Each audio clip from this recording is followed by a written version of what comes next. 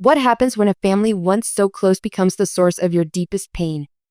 Abigail Abby Pearson, a dedicated pediatric oncologist at a prestigious children's hospital, gazes out of her cozy townhouse window in the Boston suburbs, the weight of a life built on compassion, medical excellence, and emotional survival heavy on her shoulders. At 42, she's about to marry Nathan, but as she twirls her engagement ring while contemplating the wedding invitation list, the ghosts of her past stir within her chest, making her heart race. A lifetime of jealousy and rivalry with her sister Diane has left Abby with emotional scars that still ache when touched. Can she truly move forward from her family's persistent neglect, or will her upcoming wedding be a painful reminder of all she's had to leave behind? As Abby prepares for this joyful new chapter, the question burns in her mind, making her stomach knot. Will her family ever truly be a part of it? In her warm, comfortable townhouse in the Boston suburbs, Abigail Abby Pearson stood by the frost-covered window, watching snowflakes dance against the darkening winter sky.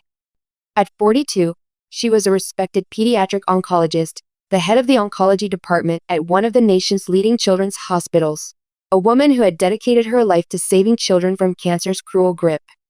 But tonight, as her fingers absently twirled the engagement ring on her left hand while her gaze fell on the half-finished wedding invitation list on her desk, her mind wandered far from treatment protocols and patient care plans. Marriage. The word filled her with both exhilarating joy and a flood of unresolved emotions that tightened her chest and made her breath catch. These feelings intensified particularly when she thought about her family. Among the tangled knots of relationships that bound Abby's heart, none was more painful than her relationship with her sister Diane. From their earliest childhood memories, their sisterhood had been poisoned by competition, jealousy, and an unspoken rivalry that cut like a scalpel. Diane had always been the golden child, the daughter who effortlessly drew praise and attention, while Abby, born 14 months later, constantly felt like an unwanted afterthought, invisible in her sister's shadow. Abby could still hear her grandmother Ruth's gentle words that attempted to soothe her wounded heart. Diane was the one they planned for, and you, my dear Abby, were the unexpected blessing that came after. The memory made her throat tighten with emotion. Looking back through the lens of adulthood, Abby could trace the painful dynamics of her childhood with clinical precision. Every memory confirmed Diane's favored status. Family photos told the story with brutal clarity. Diane always positioned prominently in the center of the frame, beautifully dressed and smiling, while Abby was relegated to the outer edges, often partially cut off, her accomplishments quite literally marginalized.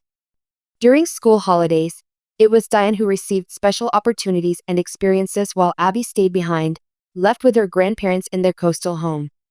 One summer, when Abby was just 7 years old with a mind full of curiosity, she overheard her parents discussing a science camp for gifted children. Her heart raced with excitement, imagining herself conducting experiments and exploring the natural world she found so fascinating. But those dreams shattered when her mother Eleanor casually told her, "Sorry, Abby, this year we're only enrolling Diane in the arts camp. She needs to develop her artistic talents. Maybe next year for the science program." Abby felt hot tears burning behind her eyes, but fought to hold them back. "But I want to go to science camp," she pleaded. Her small hands clenched into fists at her sides, her voice quivering with a mixture of disappointment and anger. "I've been reading all these books about astronomy that Grandpa gave me." Her father Richard responded with that familiar dismissive tone that made her feel 2 inches tall. "Abby, just accept it and spend the summer quietly with your grandparents. Diane needs to develop her artistic talents. You know she's very special." That phrase, "develop her artistic talents," etched itself into her memory like acid on metal. Why was Diane's mediocre finger painting more worthy of cultivation than Abby's genuine passion for science? Why was Abby always second best in their eyes? And that promised next year never materialized. Abby spent that summer alone at her grandparents' coastal home, poring over science books and staring at old family photos where she barely appeared, her young heart aching with the raw sting of rejection and abandonment. As she grew older, the unfairness became impossible to ignore or rationalize away. By age 7, Abby's sense of loneliness had deepened into something more permanent, a constant companion that followed her like a shadow. The emotional neglect from her parents was no longer something she could simply overlook. Her anger began to fester beneath her quiet exterior, burning slowly but intensely like a medical autoclave. But it was with her grandparents, Harold and Ruth Mitchell, that she found true refuge. Their coastal home became her sanctuary. They offered unconditional love, endless patience, and were always there with open arms to comfort her wounded spirit when the pain of rejection became too much to bear alone. "Abby, you have a special gift," Ruth would tell her, cupping Abby's small face in her weathered hands. "Your curious mind and compassionate heart will help you accomplish incredible things. Sometimes being different can feel like a burden, but it's really your greatest strength. Be patient and strong." Her grandfather Harold, a retired NASA astronomer, shared his passion for science and the cosmos, and it became Abby's true sanctuary. When he taught her about the stars and planets, it was like opening a door to a magnificent universe where she could truly thrive, a world where she wasn't second to anyone, where her questions were valued rather than dismissed. One clear evening, Harold took Abby out to their small backyard observatory and showed her his prized telescope. "This was passed down from my father," he said, his eyes twinkling with the same wonder that had guided his career.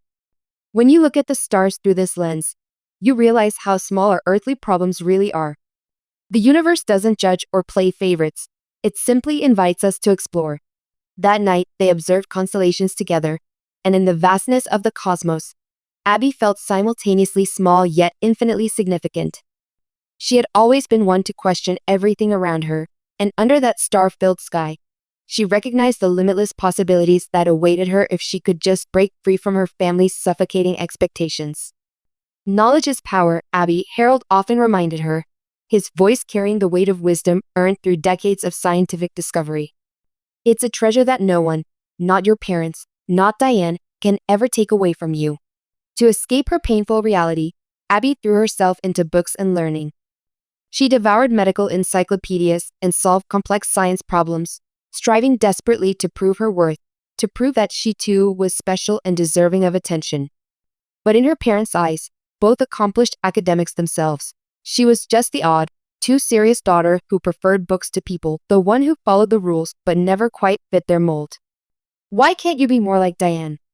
her father Richard would demand with exasperation evident in his tone.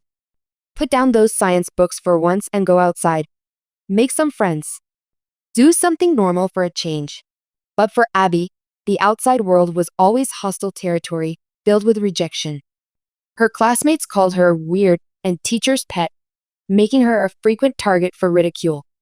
Diane, with her effortless popularity and social charm, never came to her defense. In fact, there were painful instances when Diane joined in the teasing, cementing Abby's isolation. The agony of being utterly alone, even with a sister who shared her blood, became a chronic ache that Abby carried deep inside, as persistent as any physical illness she would later treat. The wedding invitation list now lay before her, the names representing a future that stood in stark contrast to a past marked by neglect and yearning. Abby moved away from the window, the walls of her home decorated with framed thank you letters from grateful patients and colorful drawings made by children whose lives she had saved. These tokens reflected the woman she had become, independent, accomplished, and respected in her field. But beneath her professional success was a woman still wrestling with the scars of her childhood rejection. And yet, as she traced the memories of her journey, she couldn't help but feel a genuine spark of hope warming her chest. Despite everything, Abby had found love with Nathan, a love that belonged solely to her, truly hers, not measured against her sister or anyone else. In this new chapter of her life, she was finally beginning to believe deep in her bones that she deserved happiness, a happiness that for so long had felt as distant and unreachable as the stars she once observed with her grandfather. One cold winter afternoon during a study break, Abby was reading a medical journal in a quiet corner of the university library. The stress of first-year medical school exams hung in the air like a heavy cloud. Suddenly, a group of classmates surrounded her table, their shadows falling across her pages. "Look at her, studying alone again." A girl with perfectly highlighted hair laughed, loud enough for everyone to hear. "Don't you ever take a break? Or is it that you don't have any friends to take a break with?" My cheeks burned hot with embarrassment as I gripped the edges of my textbook so tightly my knuckles turned white. I wanted to respond, to defend myself, but the words caught in my throat like they always did in these moments of confrontation. Just then, I spotted Diane walking through the library doors. My sister was visiting campus that day, and for a fleeting moment, my heart lifted. Maybe she would stand up for me, show these people that I wasn't completely alone in the world. Diane approached our table, her designer clothes and confident stride drawing everyone's attention. For a brief second, our eyes met, and I silently pleaded for her support. "Leave her alone," Diane said, but then added with a dismissive wave of her hand. "My sister is just different. She's always been obsessed with her studies. No social skills whatsoever." The group erupted in laughter that echoed through the library, each burst feeling like a physical blow to my chest. I gathered my books with trembling hands, my vision blurring with tears I refused to let fall in public. As I rushed past Diane, I caught her smirk. She'd enjoyed this. I locked myself in a bathroom stall and finally let the tears come, my sobs muffled by my hand pressed against my mouth. The betrayal from my own sister cut far deeper than any taunt from these strangers. They were just classmates. She was supposed to be my family. During my medical school years, the relationship between Diane and me grew even more strained. While I struggled through the intense academic demands of medical school, Diane was climbing the corporate ladder in marketing, always ready to highlight how much easier her path seemed. My dedication to medicine became just another way for her to paint me as abnormal. Every time I answered correctly during rounds, my classmates would exchange glances or sigh under their breath. "Of course Pearson knows the answer," they'd mutter. The isolation was suffocating. Though proud of my growing medical knowledge, the loneliness tormented me daily. I buried myself in research labs and clinical studies, finding validation through academic success when personal connections failed me. One night while working late in the immunology lab, I discovered an unusual cellular response that contradicted established protocols. My findings suggested a potential new approach to treating certain childhood cancers. Excited and nervous, I presented my observations to my professor, Dr. Henderson, who was genuinely impressed.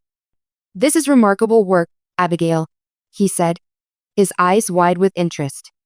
"If these results hold up with further testing, this could be publication worthy. I'd like you to present this at the next department meeting." My heart soared with a rare feeling of recognition. Finally, someone saw value in my work, in me. But my moment of triumph was crushingly brief. The next evening at a family dinner I'd been guilted into attending, Diane somehow already knew about my research breakthrough. "So I hear you're trying to get attention with some controversial lab experiment?" she said loudly across the dinner table, twirling her wine glass. "Mom and Dad, did you know Abby's professor is concerned she might be pushing boundaries just to stand out?" I felt the blood drain from my face. "That's not true," I stammered, my fork clattering against my plate. Dr. Henderson was actually very supportive. "Honestly, Abby," my father interrupted with a dismissive wave, not even letting me finish. "Don't you think it's inappropriate to contradict established medical protocols as a mere student? You could jeopardize your entire career before it even begins." My mother nodded in agreement. "Your father's right, Abigail. Perhaps you should focus on mastering the basics before trying to reinvent medicine. Not everyone needs to make waves."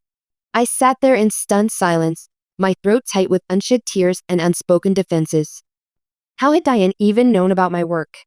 Why couldn't my family ever, just once, be proud of me? That night in my apartment, I sobbed into my pillow until my eyes were swollen and my throat raw. Why is my passion for discovery treated like a character flaw? I whispered to the darkness. Why am I never enough? As dawn broke, I made a promise to myself that would shape the rest of my life. I would find a place where my medical talents were recognized and valued. I would become so exceptional at saving children's lives that no one, not my sister, not my parents, could ever dismiss my worth again. Their approval no longer mattered. The lives I would save would be my validation. During my oncology fellowship at Boston Children's Hospital, I found myself drawn to a group of like-minded researchers who shared my passion for developing innovative treatments for pediatric cancers. We began meeting regularly to discuss new approaches and treatment protocols, our conversations flowing easily from clinical observations to cutting-edge research. For the first time in my life, I felt the genuine warmth of professional camaraderie. We gathered in the hospital cafeteria during breaks or in quiet corners of the research library, passionately debating treatment methodologies and sharing insights from difficult cases. I found myself speaking freely, my ideas flowing without the constant fear of judgment that had haunted me throughout childhood. "Your approach to targeting these specific cell markers is brilliant, Abby," said Gabriela Suarez, a fellow doctor who had become my closest friend. Her dark eyes sparked with enthusiasm as she reviewed my research notes. "I can't believe we haven't been introduced before now. Your mind works in such fascinating ways." My chest filled with an unfamiliar lightness, the sensation of being truly seen and valued for who I was. Our small research group quickly gained recognition within the hospital, and soon we were applying for grants to fund a more comprehensive study into novel pediatric cancer treatments. But this happiness proved fragile. Word of our research team's growing success somehow reached Diane, who had connections to several hospital board members through her marketing work. She couldn't bear to see me forming meaningful professional relationships or gaining recognition. One evening, as we were finalizing our grant proposal, the hospital administrator called me into his office. His expression was grave as he closed the door behind me. "Dr. Pearson, I've received some concerning feedback about your research team," he began carefully. "One of our board members has raised questions about your methodological approach and resource allocation." My stomach dropped as I instantly recognized Diane's invisible hand in this. "What specific concerns were raised?" I asked, fighting to keep my voice steady and professional despite the familiar ache of betrayal spreading through my chest. Before he could answer, there was a knock at the door. Gabriela entered with Dr. Martinez, the head of oncology, both carrying thick folders of data. "We heard there were questions about our research," Gabriela said firmly. "We've brought our complete methodology and preliminary results for review." Dr. Martinez stepped forward. "I've been monitoring this team's work closely. Their approach is not only sound but potentially groundbreaking. I fully support their grant application." The administrator looked surprised by their appearance, but nodded as he accepted the folders. I blinked back tears of gratitude, unused to having allies stand beside me in moments of challenge. That night, my parents called. Somehow they already knew about the situation at the hospital. "Abby, why must you always create these controversial situations?" My mother sighed with that familiar tone of disappointment. "Your sister mentioned you're pursuing some experimental treatment that has the board concerned. Wouldn't it be easier to focus on standard practice like other doctors? This research could save children who don't respond to standard treatments," I argued, my grip tightening on the phone. "Children who otherwise have no hope." "There you go again, being dramatic," my father interjected. "Not everyone needs to reinvent the wheel." Diane followed our career advice, and look how successful she's become without all this resistance. I ended the call feeling drained but more determined than ever. That night, I stared at myself in the bathroom mirror, eyes red from crying but jaw set with resolve. "They will never understand," I whispered to my reflection. "But the children whose lives we save will." The experience solidified something crucial inside me. I learned that my worth wasn't determined by my family's approval, but by the integrity of my work and the loyalty of those who truly saw me. With renewed determination, I threw myself into our research, knowing that each advancement might save a child who, like me, needed someone to fight for them when they couldn't fight for themselves. My breakthrough pediatric cancer treatment protocol was finally gaining recognition. After years of painstaking research and clinical trials, the results were undeniable. We were saving children who previously had almost no chance of survival. My name appeared in prestigious medical journals, and our hospital featured my team's work prominently in their national press releases. For the first time in my professional life, I experienced the profound satisfaction of having my medical contributions publicly acknowledged and valued. However, this professional triumph triggered a painful backlash at home. Diane's jealousy intensified as my medical achievements gained attention. During a national medical conference where I was scheduled to present our findings, she made her move, clearly threatened that our parents' perpetual focus on her might waver with my growing success. One evening, I received an urgent call from the hospital ethics committee. My stomach twisted into knots as the committee chair explained that serious allegations had been made about my research protocols and patient consent procedures. "We've received a formal complaint alleging you've been implementing experimental treatments without proper informed consent," Dr. Winters stated, her voice clinically detached. "There are also questions about the accuracy of your research data." This is extremely serious, Dr. Pearson. My hands trembled so violently, I nearly dropped the phone. That's absolutely false, I insisted, my voice catching in my throat. Every treatment followed approved protocols with full documentation and consent. I can provide all the records immediately. The next day, my father Richard called, his voice trembling with barely contained rage. Is it true? He demanded without even a greeting. Are you experimenting on children without proper oversight? Your mother and I are mortified. I felt the blood drain from my face. No, Dad, these allegations are completely false. Someone has deliberately misrepresented my work. If you just let me explain. Diane showed us the complaint documents, he interrupted, his mind clearly already made up. My mother Eleanor stood on the extension, her silence as damning as my father's accusations. Tears of frustration burned in my eyes as I pleaded. Why won't you believe me? I've dedicated my life to helping these children. I've never cut corners or violated ethics. Why do you automatically believe whatever Diane says? But their attitude remained immovable as granite. In their eyes, Diane was incapable of deception, while I was perpetually suspect. The familiar pattern sliced through me with fresh pain despite all my years of professional accomplishment. That weekend, during a family dinner I'd been pressured to attend, my frustration finally boiled over. Why would you do this? I confronted Diane directly, my voice shaking with emotion. These are sick children whose lives we're trying to save. What have I ever done to deserve this kind of sabotage? Diane's eyes flashed with cold fury. You always think you're so special with your saving lives routine, she hissed. Maybe someone needed to take you down a notch. Without warning, she swept her arm across the table, sending a crystal water pitcher crashing into my research portfolio. Water soaked the papers containing months of meticulously documented patient outcomes, evidence I needed for the ethics committee. The damage to the data felt like a physical blow. As I frantically tried to salvage the dripping papers, my parents stood frozen, watching in shock. The betrayal cut deeper than any surgical incision I'd ever performed. These weren't just documents. They represented children's lives and futures. This is deliberate sabotage, I said, my voice barely a whisper as I gathered the soaked papers. It was just an accident, my father quickly defended, his voice attempting to normalize what we all witnessed. Diane didn't mean to damage your work. At the hospital the next day, I sat alone in the physician's lounge, meticulously recreating the damaged documentation from backup files.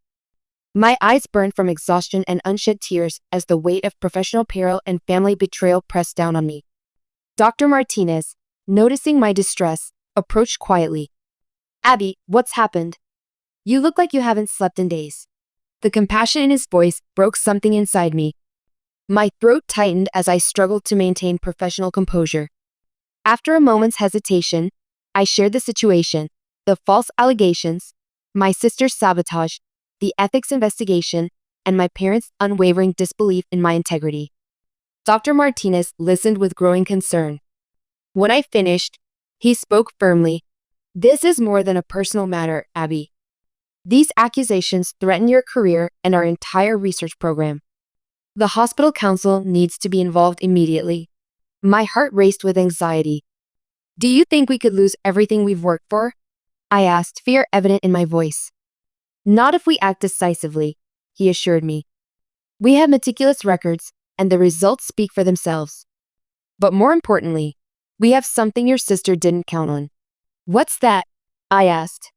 The families of the children whose lives you've saved, he said with quiet certainty. I've already received calls from 6 parents who somehow heard about the ethics complaint. They're demanding to speak at the hearing. The ethics committee convened 3 days later. As I walked into the hearing room, my legs felt like they might give way beneath me. But then I saw them row after row of parents and recovered patients, all there to support me. Their presence gave me strength I didn't know I possessed. When my parents unexpectedly appeared at the back of the room, I felt a momentary surge of hope. Perhaps they'd come to support me after all. But that hope crumbled when they were called to testify. Abigail has always been overly focused, my father stated clinically to the committee.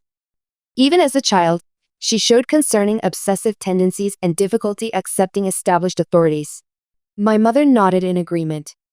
She's always needed to prove herself different, special. We worry this may have affected her professional judgment. I sat there stunned, feeling physically ill as my own parents effectively undermined my professional credibility and character. But then, something unexpected happened. One by one, parents stood to testify about the meticulous care their children received. They described in detail the thorough consent process, the constant communication, and the miracle of watching their previously terminal children regain health under my protocol. 10-year-old Lily, now in remission for over a year, approached the microphone. "Dar Abby saved my life when everyone else said I was going to die," she said simply. She never, ever gave up on me. The committee's decision was unanimous. The complaint was dismissed as unfounded, and my research protocol was fully endorsed to continue. As I gathered my papers after the hearing, I noticed my parents slipping out the door without a word. Their rejection still hurt, but surrounded by colleagues who valued my work and families whose children I helped save, I felt something shift inside me. A strange sense of liberation washed over me. I was finally breaking free from the desperate need for their approval that had constrained me for so long. After the ethics committee hearing, I found myself emotionally drained and at a professional crossroads. Though my name had been cleared, the experience had left deep wounds. It was my grandparents who became my sanctuary during this difficult period. Without hesitation, Harold and Ruth offered both financial and emotional support throughout my medical fellowship, which allowed me to focus entirely on my training despite my parents' withdrawal of assistance after the investigation. My grandparents never asked for anything in return for their support. Their coastal Massachusetts home became my retreat during rare weekends off from the grueling hours of my oncology fellowship. Every visit began with the comforting aroma of my grandmother's homemade chowder simmering on the stove. In the evenings, my grandfather and I would sit on their weathered deck overlooking the Atlantic, discussing everything from the latest medical research to life's profound mysteries while the stars gradually appeared overhead. "Medicine is a challenging path, Abby," my grandfather would say, his eyes reflecting the same wonder that had guided his astronomy career. "But every difficult case, every setback you endure makes you more capable of helping those children. Never forget that your compassion combined with your scientific mind gives you limitless potential to change lives." His words sustained me through the punishing schedule and emotional toll of pediatric oncology training. When other residents quit, unable to bear witnessing children's suffering, I found the strength to continue, knowing that my work could transform tragedy into hope. The turning point came when I received a prestigious fellowship at Boston Children's Hospital. The day I received my acceptance letter, I stood in my tiny apartment, hands trembling as I read the words that would change my life. This was my chance to truly begin fresh. In this renowned institution, no one would know me as Diane's awkward little sister. Here, I would be Dr. Pearson, just Dr. Pearson. Fellowship training exceeded my expectations. My analytical approach to puzzling cases and dedication to patient care quickly earned me recognition. Senior physicians who had initially seemed intimidating began seeking my input on difficult diagnoses. My unique perspective, once dismissed by my family as odd and problematic, was finally recognized as valuable by those who understood the complexities of pediatric medicine. In the oncology department, I thrived in ways I never could have imagined. My innovative treatment protocols for aggressive childhood cancers began showing remarkable results. Children who had been given weeks to live were responding, their cancer markers declining, their smiles returning. I was no longer the quiet, overlooked daughter from a dysfunctional family. I had become someone whose opinion mattered, someone whose research was saving lives. The night before a particularly challenging surgery, my first lead procedure on a complex tumor removal, I received an unexpected call from my grandfather. "I know tomorrow is the big day." His warm voice came through the phone, instantly calming my nerves. "I wanted you to know that I'm looking at the same stars tonight that guided sailors home for centuries. They'll be watching over you and your patient tomorrow." Tears welled in my eyes. "I'm scared, Grandpa," I admitted, voicing the fear I couldn't share with my colleagues. "What if I can't save her?" "Abby," he said with gentle certainty, "you've prepared your whole life for this moment. That little girl is fortunate to have your hands guiding her treatment. Trust the knowledge you've worked so hard to gain." His unwavering faith in me provided the courage I needed. The surgery was successful, and that case became the foundation for my specialized protocol that would eventually be adopted by children's hospitals across the country. Despite my growing professional success, thoughts of my family occasionally crept in, bringing a sharp ache to my chest. Contact with my parents had dwindled to formal, infrequent emails. From Diane, there was complete silence. Sometimes, I would find myself looking through old family photos stored in a box I rarely opened, images of family gatherings where my parents beamed proudly at Diane while I stood awkwardly at the frame's edge. Each time I viewed these photos, complicated emotions would wash over me, grief for what could have been, anger at the injustice, but increasingly, a quiet acceptance that I had built a meaningful life despite their absence. During my second year of fellowship, I met Nathan in the hospital administration wing. He had been brought in as a consultant to improve the hospital's operational efficiency without compromising patient care. Unlike many administrators, he took the time to understand the clinical realities facing physicians. We first connected during a heated discussion about resource allocation for experimental treatments. "Your passion for your patients is remarkable, Dr. Pearson," he told me after that first meeting, his eyes reflecting genuine respect. "Most doctors argue for resources by citing statistics. You make us see the children behind the numbers." Over coffee breaks snatched between patient rounds and his meetings, our professional relationship gradually evolved into something deeper. Nathan's calm analytical mind complemented my intense focus, and he seemed to truly understand both my dedication to medicine and my introverted nature. "You're an extraordinary physician, Abby," Nathan said one evening as we walked along the Charles River after a long day at the hospital.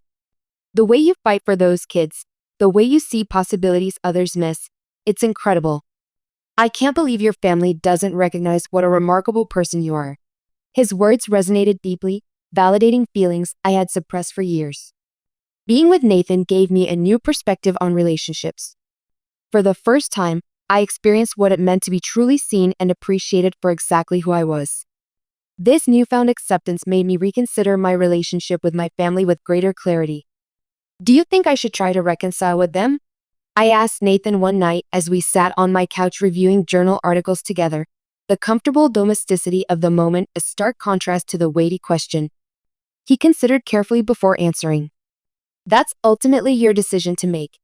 But remember that forgiveness doesn't necessarily mean allowing toxic patterns to continue. Sometimes it's just about releasing the anger so it doesn't continue to hurt you." I pondered his words for many nights afterward, watching the ceiling fan spin above my bed. Gradually, something shifted inside me, not a dramatic transformation, but a quiet realization that my worth wasn't defined by my family's inability to see it. The validation I had desperately sought from them had come instead through my patients, colleagues, and now Nathan's steady presence in my life. After completing my fellowship, I secured a position at one of Boston's most prestigious children's hospitals, specializing in pediatric oncology. My innovative approaches to treatment-resistant tumors quickly gained attention, and within a few years, I was appointed head of the pediatric oncology department. By my mid-30s, I had become a respected figure in the field, known for developing protocols that gave hope to children who had exhausted conventional treatment options. The defining moment of my career came when I was invited to present my groundbreaking treatment protocol at the International Pediatric Oncology Conference. For weeks, I worked through countless nights, meticulously analyzing data and refining my presentation. My hands trembled slightly as I organized case studies showing unprecedented survival rates in children previously considered terminal. On the day of my presentation, the conference hall was packed with renowned oncologists from around the world. The weight of responsibility pressed down on my shoulders, not just for my career, but for the children whose futures depended on this treatment being widely adopted. Despite the flutter of anxiety in my stomach, I began speaking with quiet confidence born from years of fighting for my patients. I methodically walked through the modified cellular targeting mechanism, explained the reduced toxicity profile, and presented case after case of children now thriving who had been given weeks to live. When I finished, the room fell into a profound silence. Then, slowly, the head of the World Pediatric Cancer Association rose to his feet and began to applaud. Within seconds, the entire hall followed, the sound washing over me like a wave. "Dr. Pearson," he said, approaching the podium with evident emotion in his eyes, What you've developed here will change the standard of care for thousands of children globally. This is truly landmark work. Standing there, hearing the validation of my life's work, I felt tears threatening to spill. The little girl who had been denied science camp, whose intellectual curiosity had been treated as an irritation rather than a gift, had created something that would save countless children's lives. The realization struck me with overwhelming force. Every rejection, every dismissal had somehow led me exactly where I needed to be. Meanwhile, Nathan had advanced to become the administrative director of our hospital, implementing innovative systems that balance financial viability with patient-centered care. Despite our demanding careers, we created a partnership based on mutual respect and understanding. After 5 years together, Nathan proposed on a crystal-clear night beneath the stars at my grandparents' coastal home, using my grandfather's beloved telescope. "Look through here," he said softly, adjusting the eyepiece for me. When I peered through, I saw the constellation my grandfather had first shown me as a child, and below it, carefully arranged on the flat observation platform, was a ring box. I looked up at Nathan, my heart racing, to find him kneeling beside me. "Abby, your brilliance and compassion have changed not just my life, but the lives of so many children." His voice wavered with emotion. "I want to build a future with you, under these same stars. Will you marry me?" Tears of joy streamed down my face as I nodded. "Yes," I whispered, then more firmly, "Yes, absolutely yes." Later that night, as we sat on my grandparents' porch discussing our future together, an inevitable question arose. What role would my family play in our wedding? I called my grandparents the next morning to share our engagement news. Their joyful reaction brought fresh tears to my eyes. "Your happiness means everything to us, Abby," my grandmother's warm voice said, filled with emotion. "You've become such an extraordinary woman and doctor. You truly deserve this joy." But reaching out to my parents and Diane felt like preparing for a difficult surgical procedure, one with a high risk of complications. Years of hurt and disappointment made me hesitate each time I picked up the phone. I started dialing several times but couldn't bring myself to complete the call. Memories of past rejections clashed violently with my desire for some kind of normal family relationship. After much deliberation, I decided on a direct approach. I wrote and rewrote an email multiple times, finally sending a straightforward message. "Mom, Dad, and Diane, I wanted to let you know that Nathan Reeves, the hospital administrator I've been seeing, has asked me to marry him, and I've accepted. The wedding will be at Cape Cod on May 15th. You're welcome to attend if you'd like." After clicking send, my heart pounded so hard I could feel it in my throat. The following days were tense. I found myself checking my phone constantly during breaks between patient consultations. Nathan provided steady support throughout. "Whatever their response, remember this is about our future together," he reassured me, squeezing my hand. "I'm here with you no matter what." As I had anticipated, my parents' reply came as a formal email, clinical in its detachment. "Congratulations on your engagement. As is traditional, your father should walk you down the aisle," my mother wrote. The message read like a prescription rather than a celebration, a directive, not a blessing. Diane's response came as a text message that made me wince. "Getting married before your older sister? Always have to be the center of attention with your doctor saves lives routine, don't you?" Some things never change. Reading these messages, I felt that familiar constriction in my chest, the physical manifestation of years of emotional wounds reopening. Despite all my professional achievements and personal growth, nothing had fundamentally changed in our family dynamic. The realization that I had no family members who could genuinely celebrate this milestone without conditions or resentment settled heavily in my stomach. That evening, I showed Nathan the messages, my hands slightly shaking. Should I even try to include them? If they come, they'll likely make the day more stressful than joyful. Nathan took my hands in his. "I'll support whatever you decide, but make the choice that will bring you peace, not just in the moment, but years from now. This is our day to celebrate our love, but it could also potentially be a first step toward healing old wounds."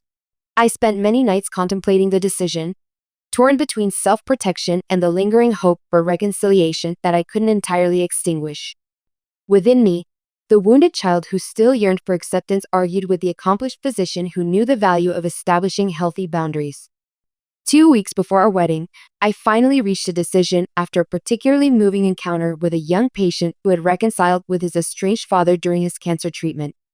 I would invite my parents and Diane, but with clearly defined parameters about their roles. "Dad," I said during a brief, tense phone call, "I wanted to let you know that I've asked Grandpa Harold to walk me down the aisle." The silence that followed felt charged with anger. Finally, my father's voice came through, cold and controlled. "I see you're determined to dishonor family traditions.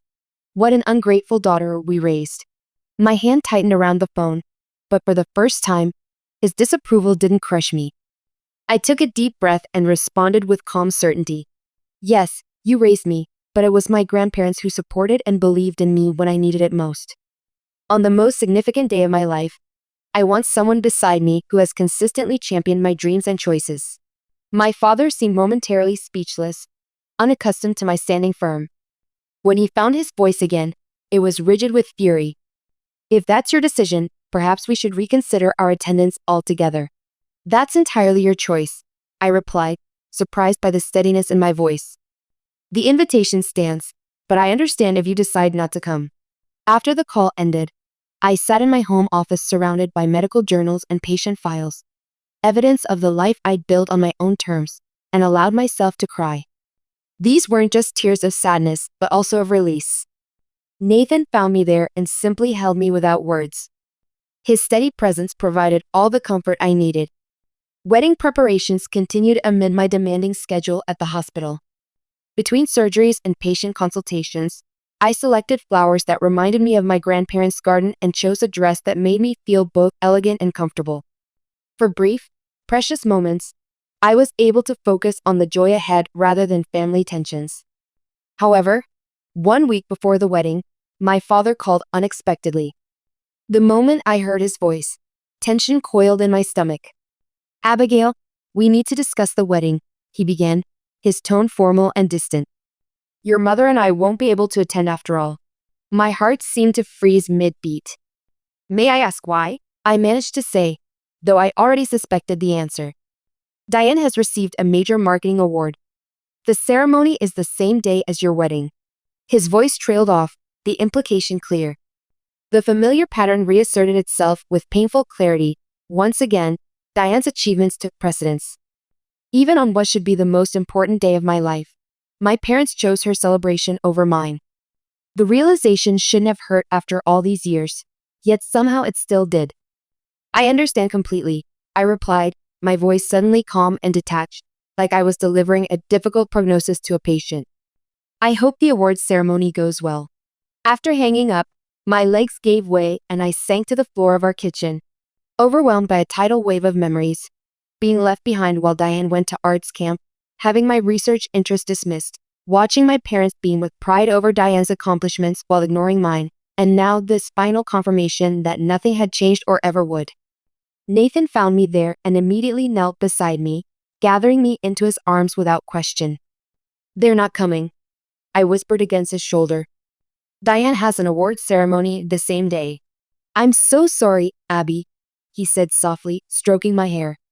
"You deserve better from them, always have." That night, sleep eluded me. I stood by our bedroom window, looking out at the Boston skyline glittering against the darkness. Each light seemed to represent a memory flooding back.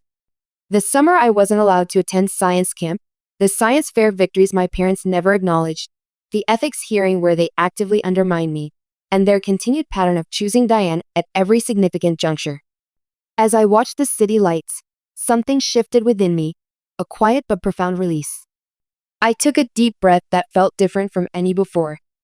"That's enough," I whispered to myself. "That's finally enough." I no longer needed their approval or even their presence. I had built a meaningful life filled with purpose. I had Nathan, whose love was unconditional. I had colleagues who respected my work. I had patients whose lives I'd helped save. And I had my grandparents, who had always seen and nurtured my true self. The next morning, I woke with clarity I hadn't felt in years. Over breakfast, I reached for Nathan's hand. "Our wedding will proceed exactly as planned," I said with quiet determination. "With or without my parents and Diane, we'll be surrounded by people who genuinely care about us. That's what matters." Nathan smiled, his eyes reflecting understanding and love. That's what family really means, isn't it? The people who show up for you, who see your worth without conditions. I nodded, suddenly feeling lighter. Yes, and we're fortunate to have that. A chosen family built on real connection and support. On my wedding day, I walked toward the altar on the arm of my beloved grandfather Harold, his astronomer's eyes twinkling with pride. The ocean breeze gently ruffled my ivory gown as we proceeded down the aisle on the expansive lawn of a Cape Cod wedding venue, just a few miles from my grandparents' coastal home. Delicate blue forget-me-nots, the same flowers my grandfather and I had identified during our nature walks years ago, were woven into my hair, and the venue glowed with soft light that reminded me of stars on a clear night. Though my parents and Diane were conspicuously absent, their empty seats a silent testimony to years of strained relationships, my heart felt surprisingly full. Nathan stood waiting for me, his steady gaze reflecting both love and respect, wrapping me in a feeling of absolute security that made my chest tighten with emotion. We are creating our own constellation now, I whispered to myself as my grandfather squeezed my hand reassuringly, the weight of past rejections gradually lifting from my shoulders with each step forward. A new family formed on understanding, respect, and unconditional acceptance. As we exchanged vows beneath an arbor overlooking the Atlantic Ocean, I looked deeply into Nathan's eyes and saw nothing but sincere devotion mirrored back at me. No comparison, no judgment, just pure acceptance. I vowed to love, honor, and cherish Abigail Pearson in sickness and in health, for better or for worse. Nathan's voice quavered with emotion. To support your healing work, to celebrate your strength, and to stand beside you through whatever challenges life brings. I repeated similar promises, my heart expanding with a joy so intense it almost hurt. At that moment, our hands joined before our gathered friends and colleagues. I experienced a profound sense of freedom I had never known before. The reception buzzed with laughter and genuine warmth. I danced with colleagues from the hospital, my cheeks flushed with happiness. Several of my young patients who had recovered from cancer attended with their families, their healthy smiles the greatest gift imaginable. My grandparents watched from their table with unmistakable pride, while Nathan's parents embraced me with genuine warmth, telling stories of Nathan's childhood and treating me like I had always belonged in their family. Yet despite the day's joy, the absence of my parents and Diane created a small hollow space in my heart, an ache that periodically made itself known even amid the celebration. During a quiet moment between dances, I stepped onto the venue's oceanside deck, watching waves crash against the shore in the twilight. The rhythmic sound temporarily drowned out the reception music as my mind drifted to thoughts of family. Unexpectedly, I heard a familiar voice behind me. Abby. I turned to find Diane standing there, looking elegant but somehow diminished in a designer dress, her face bearing subtle signs of strain beneath her perfect makeup. Diane? Why are you here? I asked, genuine confusion mixing with instinctive weariness. She hesitated, looking uncharacteristically uncertain. I left my awards ceremony early, she admitted, her voice lacking its usual sharp confidence. Halfway through, I realized I was in the wrong place. I felt I needed to be here at your wedding. My emotions collided in a chaotic storm, lingering anger, deep-seated hurt, cautious surprise, and an unwelcome flicker of hope that I couldn't completely suppress. I've been thinking a lot lately, Diane continued, her voice catching slightly, about everything that's happened between us. I've always been jealous of your brilliance, your determination, and the genuine admiration people have for you. I didn't know how to handle feeling second best. I listened in silence, feeling the weight of decades of competition and misunderstanding between us. I'm not asking for immediate forgiveness, she said, her usual confidence completely absent. What I did, the ethics complaint, everything, it was unforgivable. But if you're willing, perhaps we could try to build something new. Not pretending the past didn't happen, but moving forward somehow. I took a deep breath, feeling the sea air fill my lungs as I considered her words. The accumulated pain of a lifetime couldn't be erased in a moment, but something in her vulnerability felt genuine. I can't simply forgive everything overnight, Diane, I replied quietly but firmly. Those wounds run too deep. But I'm glad you came today. Perhaps we can start with small steps and see where they lead. Tears shimmered in Diane's eyes. something I couldn't remember seeing since we were very young. Hesitantly, she extended her hand toward me. After a moment's consideration, I accepted it. We stood side by side looking out at the darkening ocean, the waves continuing their eternal rhythm against the shore. No promises were made aloud, but something subtle shifted between us, not reconciliation yet, but perhaps the possibility of a path toward it. 2 months after the wedding, I received a letter with my parents' familiar handwriting on the envelope. Inside was a note that read, "Abigail, we've made a terrible mistake. After seeing the article about your treatment protocol in the medical journal and hearing about the wedding from Diane, we realize how wrong we've been. We deeply regret missing your wedding and so much more. We don't expect your forgiveness, but we'd like to meet and talk if you're willing." I sat at my desk in our new home, staring at the letter as conflicting emotions churned inside me. The medical journal they referenced had featured my treatment protocol on the cover, a career-defining achievement they had never acknowledged until now. Was their change of heart genuine, or merely a reaction to my public success? I didn't respond immediately. That evening, I showed the letter to Nathan as we prepared dinner together in our kitchen. "What do you think I should do?" I asked, uncertainty clear in my voice. Nathan considered carefully while stirring the pasta sauce. "There's no deadline for this decision," he said gently. "You might want to give yourself time to process how you feel without rushing into anything. Whatever you decide, I'm with you." I nodded, grateful for his measured perspective. For the first time in my life, I understood that I could take space to consider what I truly wanted from this potential reconciliation. I didn't need to react immediately or put their needs before my own emotional well-being. Over the following weeks, I continued my work at the hospital while contemplating the letter. During a particularly difficult case, a 10-year-old with an aggressive recurrence, I found myself thinking about family in a different light. The child's parents stayed by his bedside day and night, their love unwavering despite the heartbreaking prognosis. It made the conditional nature of my own parents' love even more stark by comparison. Eventually, I decided to begin therapy, recognizing that professional help might be valuable in navigating these complex family dynamics. My therapist helped me see that forgiveness wasn't an all-or-nothing proposition, nor was it primarily for my parents' benefit. It was a process that could help free me from carrying the weight of resentment. I have a loving husband, dedicated colleagues, patients who trust me, and grandparents who have always believed in me, I reminded myself during difficult moments. I'm not that isolated child anymore. I have the strength to face this on my terms. This realization marked the beginning of a new phase in my healing journey, one where I could engage with my family history from a position of strength rather than vulnerability.